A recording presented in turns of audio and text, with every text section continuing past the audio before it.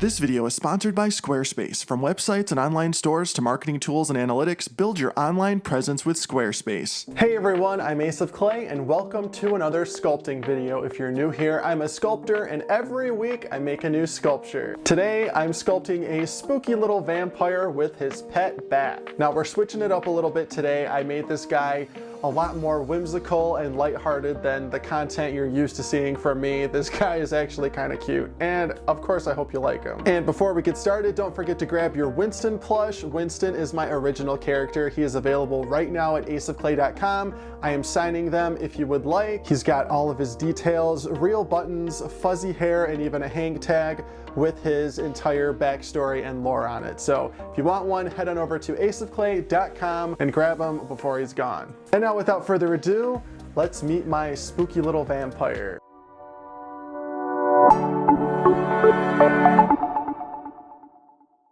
Alright, let's start the armature. I've got 2 holes drilled into my wooden plaque for my armature wire, and I'm going to start shaping out one side of this guy's body. After mirroring that side to create the other, we're going to wrap them together along with the third piece of wire for this guy's neck.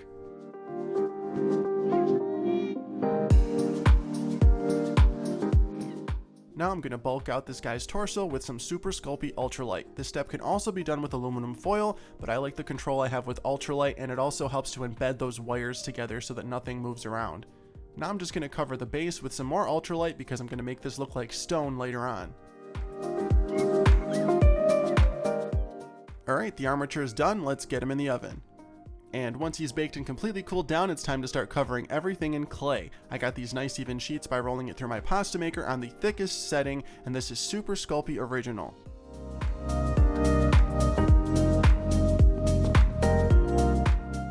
Once the ultralight areas are completely covered, it's time to start working on the legs. I rolled out a snake of clay and I'm pressing it onto the armature wire, and then trimming off any excess.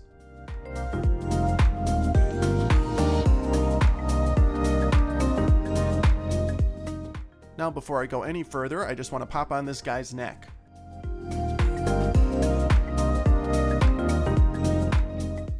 Now to make this guy's legs look like he's wearing pants, we're going to add some little snakes of clay to create folds and wrinkles.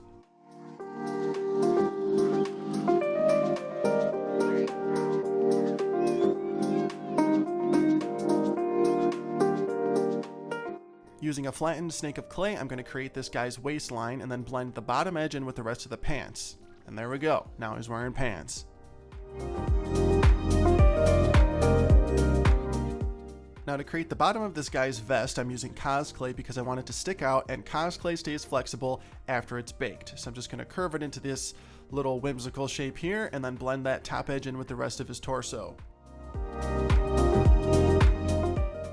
Now I'm going to create the opening for the vest with my Explorer tool, and I'm going to pop on some buttons and chains.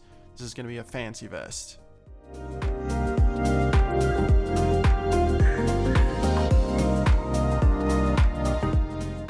Once the buttons look good, let's go ahead and add some seams.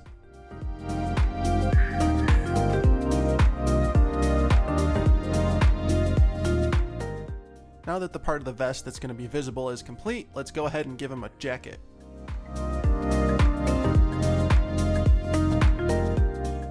And again, just like the vest, we're going to make the jacket kind of fancy and give it some tails. And this is also made out of cos clay, again for that flexibility.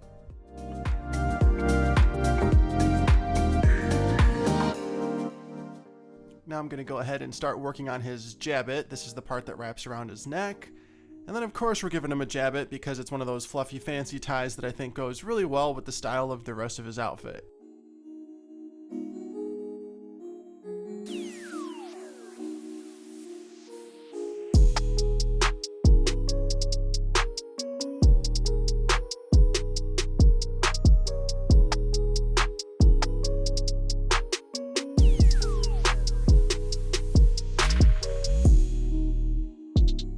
Now to top off the jabbet, we're going to give him a fancy jewel. Now for the base, I'm just going to brush on some Bacon Bond, and I'm going to add a bunch of stones that are just going to be flattened balls of clay. I'm going to stick them around the whole thing in different sizes and shapes, and hopefully when I'm done it looks like stone.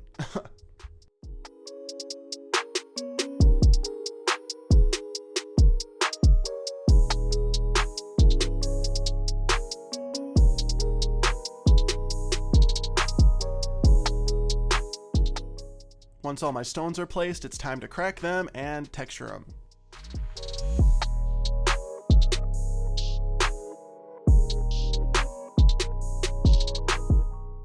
And just like that, the next sculpting phase is complete and he's ready to be pre-baked.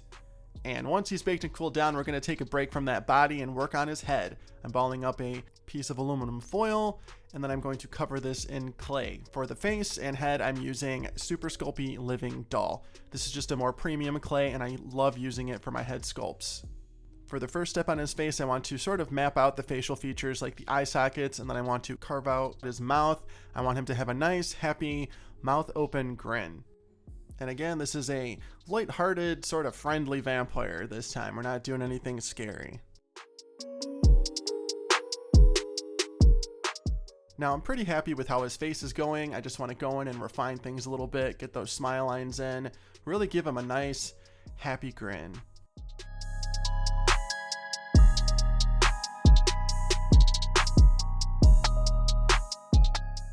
Now, before I add his tongue and teeth, I want to pack in some clay to cover up any exposed aluminum foil.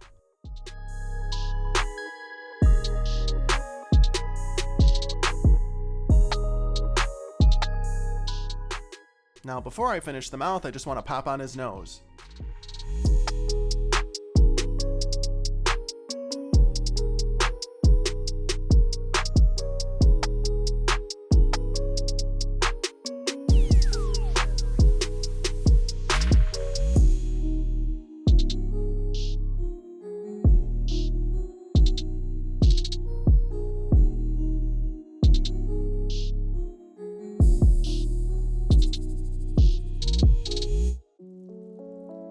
And I just want to bring out his cheeks a little bit more.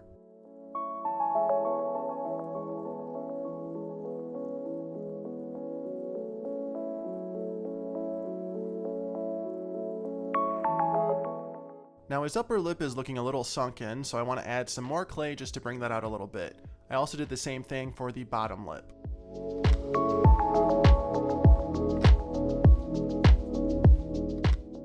After dropping in his eyes, it's time to apply his eyelids. And some forehead wrinkles. And some big bushy eyebrows.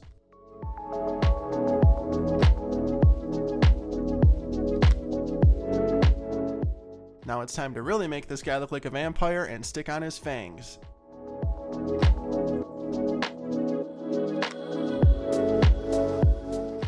And of course, we've got to give him some pointy ears.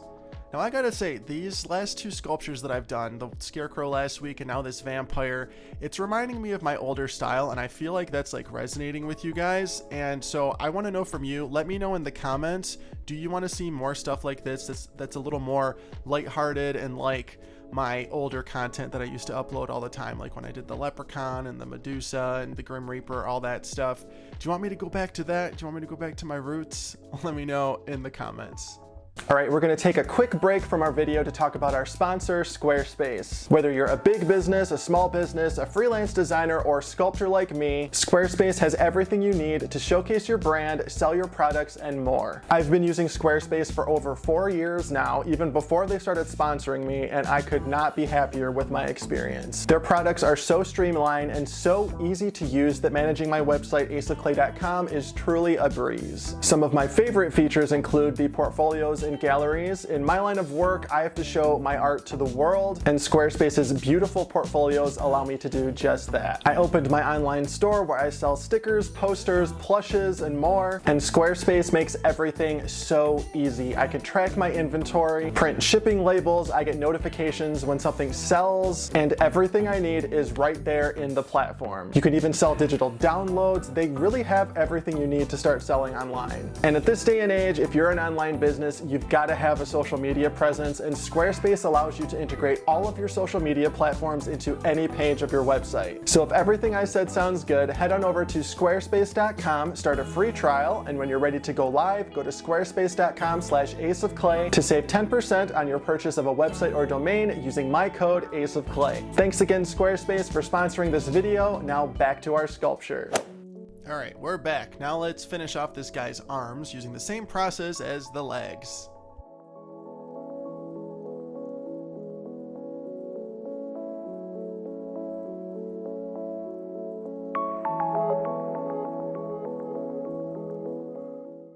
Now this hand is going to be holding his little pet bat that's going to be hanging upside down in a second. So because the arm is up in the air, I want to sculpt the sleeve to be sort of rolling downwards.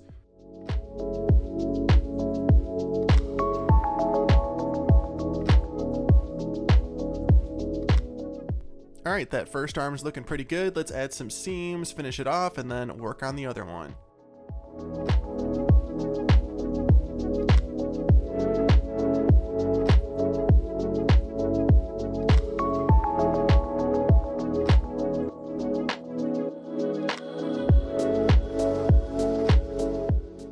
All right, now it's time to sculpt his tiny little pet bat.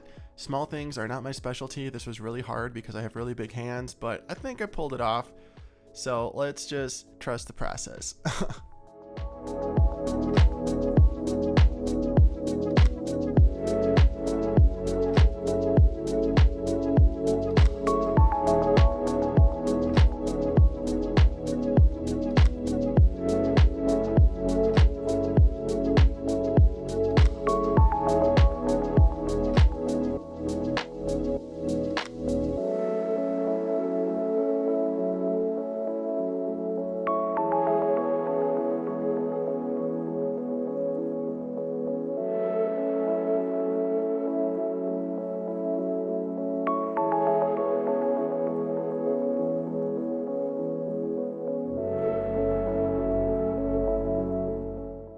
And I just tied that excess wire around the exposed armature in his hand, and I'm applying his hand on top of it.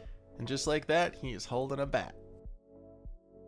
And at some point I baked his head, so now that it's baked and cooled down, we're going to add his hair. I'm going to give him a nice, fun hairstyle that's pointy on either side, kind of looks like horns, I don't know, but whenever I sculpt a vampire, I always want to make their hair like this. I don't know, don't judge me. And right here, you can really see the importance of pre-baking. If I didn't pre-bake his face and head, could you imagine what that would look like right now with all this handling and how much harder it would be to sculpt his head? Pre-baking is game-changing. And if you're wondering, I pre-bake for the full time and at the full temperature instructed by the manufacturer.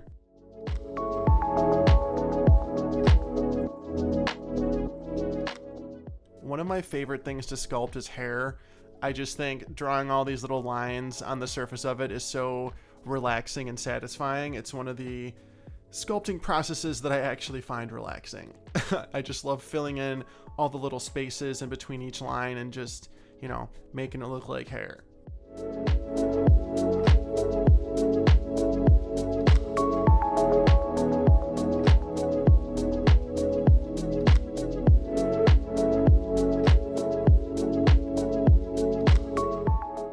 Now that his do is complete, we're going to add some bacon bond into that hole and stick it onto that armature wire and then finish off his neck with some more living doll. And then we're going to bake him one final time.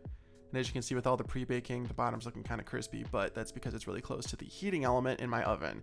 But enough of that, let's go ahead and start painting. The paints that I'm using for this project are Army Painter War Paints. We're going to start with this nice tone here, get a nice medium pale sort of jaundice color down, and then start dry brushing some highlights. Now I usually like a nice chalky matte finish to my sculptures. It's just like kind of my thing, but these Army Painter ones aren't that matte, they're more satin, and I guess it's kind of making me like satin finishes a little bit more. I don't know, I still really like the flat matte finish of the folk art matte paints, but I don't know, the satin's kind of growing on me, and the coverage of these paints is so good it makes me not want to use anything else. All right, let's finish up that face. I always like to paint my sculptures' faces first because this is, you know, when I have the most energy, and the faces are typically the area that takes the most attention to detail and patience. So I like to get that out of the way first when I'm like feeling fresh. Otherwise, I would have to like wait a day and then come back to it.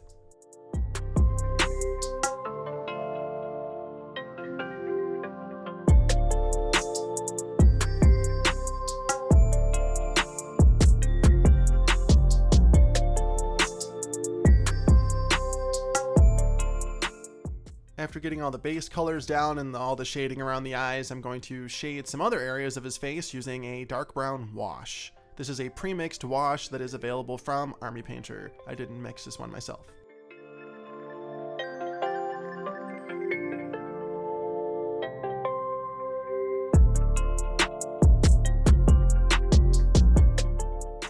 Now to bring out the detail on the hair, I'm going to dry brush some gray on it. Look at that, catching all those raised areas. Now let's start painting his vest. I'm going to go in with this nice dark bloody gray color, and then we're going to highlight it with a lighter red.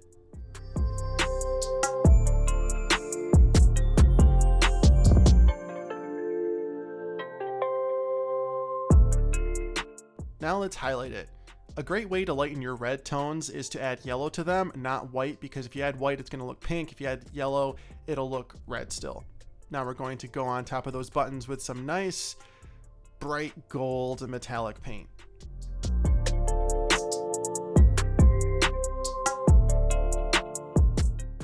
And let's give him a nice midnight black jacket. I kind of went back and forth with like different colors for the jacket. I thought maybe like a red one or like, I don't know, a blue one or purple, but I don't know, classic black. It's hard for me to get away from classic color schemes for such a classic character. I don't know, whatever. And his pants are black too. Yay. And don't forget to speed up the drying process in between coats and different colors. You can blow dry it. Now let's finish up that little bat and then we can start painting the stone. And for the stone, we're going in with this nice medium gray color, and then I'm going to add a black wash over the top of it, and I'm going to dab off the excess with a paper towel. There's that wash.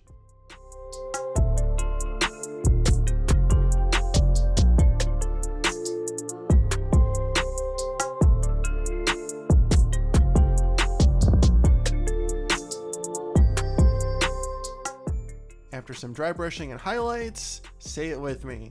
And he is done! My little vampire sculpture with his pet bat is complete. Let me know how you think I did in the comments.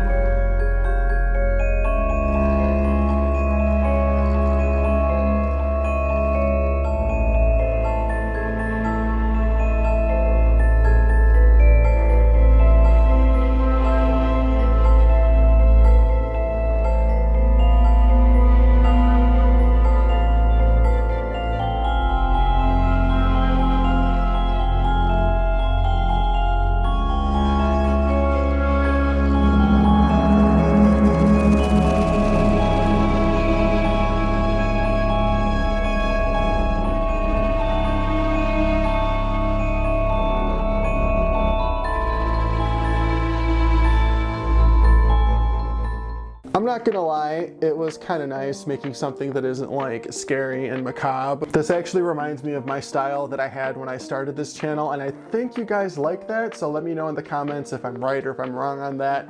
And of course, let me know what you'd like to see next. Is it focusing on him? I enjoyed this sculpt. I like the little stone base at the bottom, the cute little bat, all of his little details. Again, a lot more lighthearted than what you're used to seeing from me. So, as always, thank you so much for watching and being here. Let me know what you think of the vampire. Check me out on Facebook, Instagram, Twitter, and TikTok at Ace of Clay, and I will see you in the next video. Thanks for watching.